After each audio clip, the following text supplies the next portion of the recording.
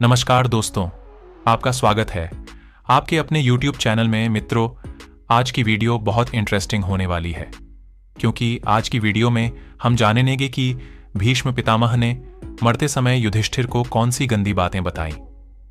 मित्रों, ये गंदी बातें सुनकर आपके होश उड्डी जाएंगे। आप सोचेंगे भीष्म ऐसी बातें कैसे कर सकते हैं। तो मित्रों, जानते हैं वे बातें क्या हैं। किसी भी रिश्ते में अंतरंगता जरूरी होती है। ऐसा कहा जाता है कि जहां पुरुष दिन में कई बार रति क्रिया का आनंद लेना चाहते हैं, वहीं एक सच्चाई यह भी है कि महिलाएं भी पुरुषों की तरह ही आनंदित होती हैं। लेकिन सबसे बड़ा रहस्य यह है कि महिला या पुरुष में से इस क्रिया में किसे ज्यादा आनंद मिलता है। महाभारत के अनुशासन पर्व में मानव जीवन से जुड़े कई पहलुओं की चर्चा है। युधिष्ठिर को एक सवाल काफी लंबे समय से परेशान कर रहा था। शरशैया पर लेटे मृत्यु की प्रतीक्षा करते भीष्म से उन्होंने यह सवाल पूछा। युधिष्ठिर ने भीष्म से पूछा कि सहवास के दौरान स्त्री पुरुष में से मिलन का सुख किसे ज्यादा होता है? यौन क्रियाओं के दौरान ज्यादा आनंद कौन प्राप्त करता है? भीष्म ने उत्तर दिया, इस सवाल का उत्तर देना कठिन है जब तक कि स्त्री और पुरुष दोनों का अनुभव किसी को एक साथ ना हो। फिर भीष्म ने कहा, युधिष्ठिर, तुम्हारे इस प्रश्न का उत्तर भंगस्वाना और सकरा की कथा के जरिए ही दिया जा सकता है। अपने सवाल का जवाब पाने के लिए यह कथा सुनो। बहुत समय पहले भंगस्वाना नाम का एक राजा रहता था। वह न्यायप्रिय और यशस्वी था, लेकिन उसके कोई पुत्र नहीं था। पुत्र की चाह में उस राजा ने अग्निष्टुता अनुष्ठान किया। हवन में केवल अग्नि देवता का आदर हुआ था, इसलिए देवराज इंद्र काफी क्रोधित हो गए।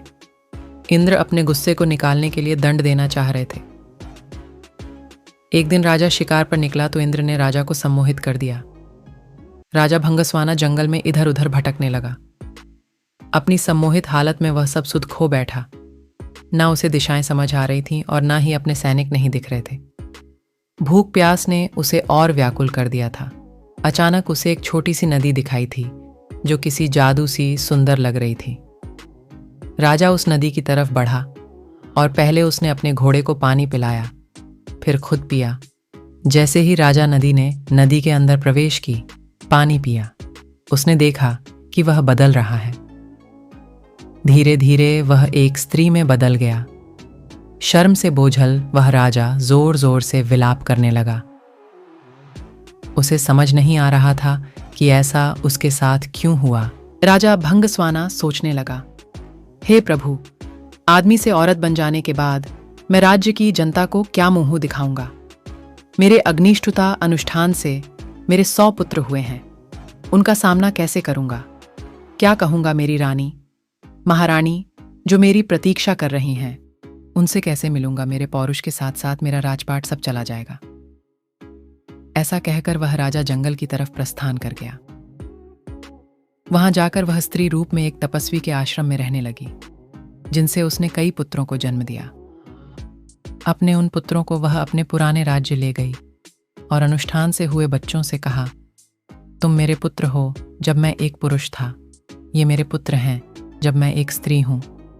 तुम लोग मेरे राज्य को मिलकर संभालो। उसके बाद सभी भाई मिलकर रहने लगे। सबको सुख से जीवन व्यतीत करता देख देवराज इंद्र को गुस्सा आ रहा था। उनमें बदले की भावना फिर जागने लगी। इंद्र सोचने लगा कि राजा को स्त्री में बदलकर मैंने उसके साथ बुरे की जगह अच्छा कर दिया है। ऐसा कहकर इंद्र ने एक ब्राह्मण का रूप धरा और पहुंच गया राजा भंगस्वाना के राज्य में। वहां जाकर उसने सभी राजकुमारों को भड़का दिया। इंद्र के भड़काने की वजह से सभी भाई आपस में लड़ पड़े और एक दूसरे को मार डाला। जैसे ही भंगस्वाना को इस बात का पता चला, वह शोकाकुल हो गया। ब्राह्मण के रूप में इंद्र राजा के पास पहुंचा और पूछा कि वह क्यों रो रही है। भंगस्वाना ने रोते रोते पूरी घटना इंद्र को बताई तो इंद्र ने अपना असली रूप दिखाकर राजा को उसकी गलती के बारे में बताया। इंद्र ने कहा, क्योंकि तुमने सिर्फ अग्नि को पूजा और मेरा अनादर किया, इसलिए मैंने तुम्हारे साथ यह खेल रचा। यह सुनते ही भंगस्वाना इंद्र के पैरों में गिर गया और अपने अनजाने में किया अपराध के लिए क्षमा मांगी। राजा की ऐसी दयनीय दशा देखकर इंद्र को दया आ गई। इंद्र ने राजा को माफ करते हुए अपने पुत्रों को जीवित करवाने का वरदान दिया। इंद्र बोले, हे स्त्री रूपी राजन, अपने बच्चों में से किन्हीं एक को जीवित कर लो। भंगस्वाना ने इंद्र से कहा, अगर ऐसी ही बात है तो मेरे उन पुत्रों को जीवित कर दो जिन्हें मैंने स्त्री की तरह पैदा किया है। इंद्र हैरान हो गए। ने इसका कारण पूछा तो राजा ने जवाब दिया, हे इंद्र, एक स्त्री का प्रेम एक पुरुष के प्रेम से बहुत अधिक होता है। इसीलिए मैं अपनी कोख से जन्मे बालकों का जीवन दान मांगती हूं। राजा के सभी पुत्रों को जीवित कर दिया। उसके बाद इंद्र ने राजा को दोबारा पुरुष रूप देने की बात की। इंद्र बोले, तुमसे खुश होकर हे भंगस्वाना, मैं तुम्हें वापस पुरुष बनाना चाहता हूं। पर राजा ने साफ मना कर दिया। स्त्री रूपी भंगस्वाना बोला, हे देवराज इंद्र, मैं स्त्री रूप में ही खुश हूं और स्त्री ही रहना चाहता हूं।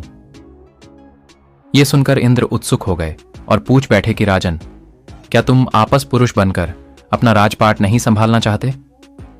भंगस्वाना बोला, क्योंकि संयोग के समय स्त्री को पुरुष से कई गुना ज्यादा आनंद, तृप्ति और सुख मिलता है, इसलिए मैं स्त्री ही रहना चाहूंगा।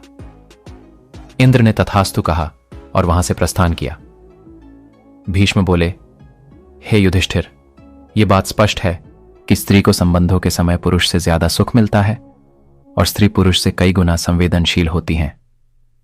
हालांकि इस विषय पर वैज्ञानिकों के बीच मतभेद हैं, क्योंकि आनंद को परिभाषित करना बहुत ही मुश्किल है।